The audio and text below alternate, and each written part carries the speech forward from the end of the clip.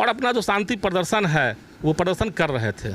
उसमें क्या किया गया कि सबके साथ प्रदर्शन अपना कर रहे थे। उसमें क्या हुआ कि वहाँ अपना जो लोग लगे हुए थे और भी कार्रवाई चल रही थी कि हम आ रहे हैं, फोरेंसिक टीम आ रही है, डॉग स्क्वाड आ रहा है, उस सब की जानकारी। लेकिन तब तक क्या किया गया, वहाँ जो प्रदर्शन करने वाले थे, जो न्याय मांगने वाले लोग थे, उनको उठा करके जेल भेज दिया गया। खराब रहा इसमें, हम लोग को केवल उनसे वोट की आशा रहती है। हम लोग टाइम टू टाइम उनको हर तरह से मदद करते हैं, लेकिन केवल वो भोज खाने के लिए हैं। हम लोगों के यहाँ शांतिपूर्ण प्रदर्शन करेंगे, बड़े पुलिस पदाधिकारी को खबर करके हम लोग थाना पर बैठ जाएंगे।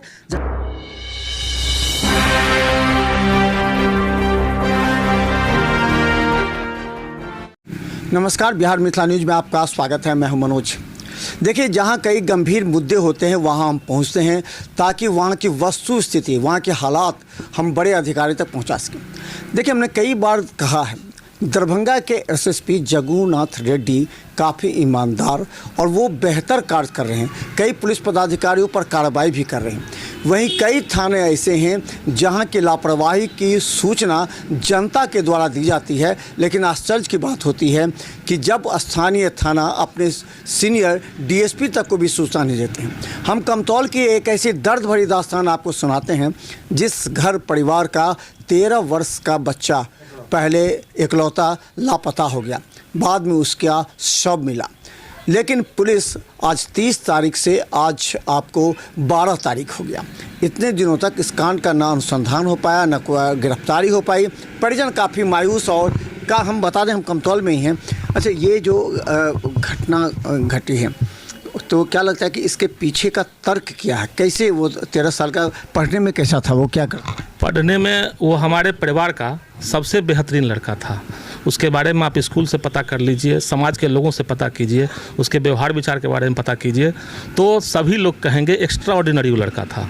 हम लोगों को पूर्ण उम्मीद था कि यह लड़का आगे चलकर बहुत अच्छा करेगा, हमारे परिवार के साथ साथ हमारे गाँव, समाज और राज्य तक का नाम रोशन करने वाला वो लड़का था। किसी भी खेल में हो, पढ़ाई में हो, सभी चीज़ में अव्वल रहने के बावजूद पता नहीं भगवान ने किस गुनाह की सज़ा उसको दी, जो इस तरह का मौत होने के बावजूद, और पुलिस प्रशासन की उदासीनता सबसे बड़ा मुद्दा है, जो आज तक 14 दिन बीत जाने के बाद अभी तक इसके बारे में कोई जानकारी नहीं है। 30 तारीख को वो लापता हो गया, घर से खेलने के लिए निकला था शाम में। 30 तारीख के बाद क्या? 30 तारीख के बाद इनके जो माताजी हैं और इनके दादा हैं, चूँकि इनके पिताजी रोजी रोटी के रोज़गार में दिल्ली रहते हैं, उनको भी सूचना मिली थी, लेकिन आने में कुछ समय लगता है। लेकिन इनके दादाजी और इनकी माता, नाम है पिताजी का नाम शशिरंजन कुमार, और इनके दादाजी और माताजी पुलिस थाने पर गई। पुलिस थाने पर जाने के बाद थाने वाले से कहा गया कि हम लोगों का जो रूल रेगुलेशन है वो 24 घंटा के बाद हम FIR करते हैं। फिर भी मौखिक सूचना देने के बावजूद पुलिस किसी भी तरह के कोई कार्रवाई में कहीं से तत्परता नहीं दिखाई। अगर आपने आशंका जाहिर की थी आप लोगों ने कि ये संभावना है, ये हो सकता है, जो संभावना बन सकती थी, चाहे जिसके बारे में जो जानकारी थी, पुलिस को दिया गया था। और पुलिस ने कहा कि इस मामले को गुप्त रखिए, हम सारी विषयों पर अनुसंधान कर रहे हैं, लेकिन अनुसंधान में कहीं से किसी भी तरह का कोई जानकारी नहीं है। उस पर क्या हुआ नहीं हुआ, आज 14-15 दिन बीत गया है, कोई जानकारी नहीं है। तो ये कमतौल के कौन थाना प्रभारी, किनके पास आप लोग गए थे? कमतौल थाना प्रभारी संजीव कुमार चौधरी हैं, अभी जो कमतौल थाना प्रभारी हैं, उन्हीं के पास गया था। अब वो किसके मार्फत इस पर किस तरह की कार्रवाई करवाए हैं, क्या किए हैं, अभी तक हम लोगों को कोई सूचना नहीं दी गई। बार बार थाना पर जाने के बाद सिर्फ यही कहा जाता है कि मात्र 2 दिन और रुकिए, 2 दिन में हम कार्रवाई कर रहे हैं, 2 दिन में कार्रवाई कर रहे हैं। आज 2 दिन बीतते उनके लिए एक आम केस होगा, लेकिन इस परिजन के लिए, जिसका परिवार का केवल इकलौता बच्चा था, उतना होनहार बच्चा था, जरा वो थोड़ा सा मानवीय संवेदना के हिसाब से देखते तो पता चलता कि एक परिवार का जो दीपक खो जाता है तो क्या बीतता है। आपने उस सीनियर डीएसपी से मुलाकात की, आप लोगों ने इस मुद्दे को रखा? सीनियर डीएसपी से भी बातचीत, वो तो घटनास्थल पर ही थी, सारी बात उनको रखी गई, और सारी बात रखने के बावजूद अब उनका क्या इस पर रवैया है तो वही बताएंगी, क्या की हैं नहीं की हैं। और उसके बाद क्या हुआ कि लोगों में आक्रोश था, लोग वहाँ पर गए और अपना जो शांति प्रदर्शन है वो प्रदर्शन कर रहे थे। उसमें क्या किया गया कि सबके साथ प्रदर्शन अपना कर रहे थे। उसमें क्या हुआ कि वहाँ अपना जो लोग लगे हुए थे और भी कार्रवाई चल रही थी कि हम आ रहे हैं, फोरेंसिक टीम आ रही है, डॉग स्क्वाड आ रहा है, उस सब की जानकारी। लेकिन तब तक क्या किया गया, वहाँ जो प्रदर्शन करने वाले थे, जो न्याय मांगने वाले लोग थे, उनको उठा करके जेल भेज दिया गया। अब ये समझ लिए जो बच्चा का मौत हुआ है, यही न्याय मिला कि हमारे तरफ से जो न्याय मांगने वाले लोग गए थे उसको उठा के जेल भेज दिया गया। अब बताइए कि जो न्याय मांगने वाले लोग जेल भेज दिया जाएगा तो न्याय की उम्मीद किससे लोग रखेंगे? आपके थाने पर हम जाते हैं अपनी उम्मीद से कि पुलिस प्रशासन है तो हमारी सुरक्षा है। हम क्या करेंगे सड़क लेकर के, हम क्या करेंगे बिजली लेकर? डीएसपी ने क्या कहा था जब शव देखा, आप लोगों ने सूचना दी तो डीएसपी ने क्या कि हमको जानकारी नहीं? डीएसपी ने कहा कि हमको अभी अभी सूचना मिली है कि यहाँ एक डेड बॉडी, थाना तक सामने बोली कि, और उसको बोली कि जो अभी डेड बॉडी। मुझे अभी तक कोई सूचना नहीं दी गई है। जब लाश रिकवरी हुआ तो हम लोग वहाँ पर बहुत सारे लोग पहुँचे, तो डीएसपी साहब से हम लोग पूछे कि मैडम अभी तक आपने इस पर क्या कार्रवाई की है, तो वो पब्लिकली बोली वहाँ पर थानाध्यक्ष के सामने में कि थानाध्यक्ष कमतौल के द्वारा मुझे अभी तक कोई सूचना नहीं दी गई है। उस पर हम लोग उनसे सवाल किए कि आप मैडम थाना के कंसर्निंग नहीं रहती हैं क्या? उसके बाद जब डेड बॉडी लेकर के हम लोग थाना के पास पहुँचे तो बहुत सारे लोग जुट गए वहाँ पर। हम लोग शांतिप्रिय ढंग से धरना प्रदर्शन करने लगे। कुछ देर तक रोड भी घेराव रहा, चूँकि माहौल बहुत आक्रोशित बना हुआ था। उसके बाद क्या हुआ कि उनके द्वारा माने पुलिस प्रशासन के द्वारा 6 व्यक्ति को उसमें गिरफ्तार करके भेज दिया गया ताकि ये लोग आगे कोई आवाज़ नहीं उठावे।